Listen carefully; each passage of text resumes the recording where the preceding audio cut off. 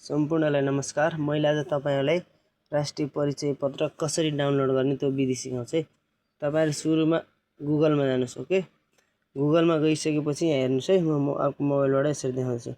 राष्ट्रिय परिचय पत्र तपाईले चाहिँ क्लिक गर्नुस्। भन्नुहोस् तपाईले आफै टाइप गरेर राष्ट्रिय परिचय पत्र गर्नुस्। त्यसपछि त्यहाँ देखाउँछ ENID है, देख्नु ENID मा हेर्नुस् है। मैले कसरी क्लिक गर्छु, ENID मा क्लिक गर्नुस्। ओके, त्यसपछि तपाईले पुरा फिल गर्नुस्। यहाँ के देखा सबै है, यसरी फिल गर्दै जानुस्। क्याप्चा अनि खोज्नुहोस्, देख्नु भयो नि त्यहाँ खोज्नुहोस् भन्नेमा त सम्पूर्ण फिल गरेपछि खोज्नुहोस् मा जानुस्। तपाईहरु खोज्नुहोस् मा गइसकेपछि त्यहाँ के आउँछ भन्दा तपाईको पुरै डिटेल आउँछ है।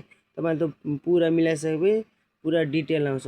त्यसपछि तपाईको पुरा डिटेल आएपछि त्यहाँ कार्ड डाउनलोड गर्नुहोस् भन्ने आउँछ। ठीक छ, कार्ड डाउनलोड गर्नुहोस् भन्ने क्लिक गर्नुस्।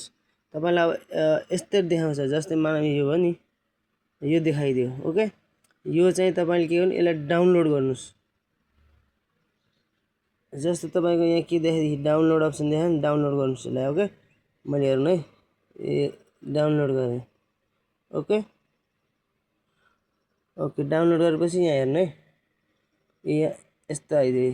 यसलाई चाहिँ यसलाई ओपन गर्नुस् यो लिंकलाई। ओके, यहाँ हेर्नु है। तपाईको यहाँ के देखिन्छ भन्दा यहाँ पासवर्ड हाल्नुस् भन्छ। यसरी पासवर्ड हाल्नु भनेपछि तपाईले पासवर्ड के हाल्ने, तपाईको नामको चारवटा अक्षर क्यापिटलमा, जस्तो कि सूर्य भयो, SURY हाल्नुस् ठुलो अक्षरमा है, क्यापिटलमा। त्यसपछि तपाईले तपाईको जन्म मिति मानम, नेपाली मान्नुपर्छ जन्म मिति।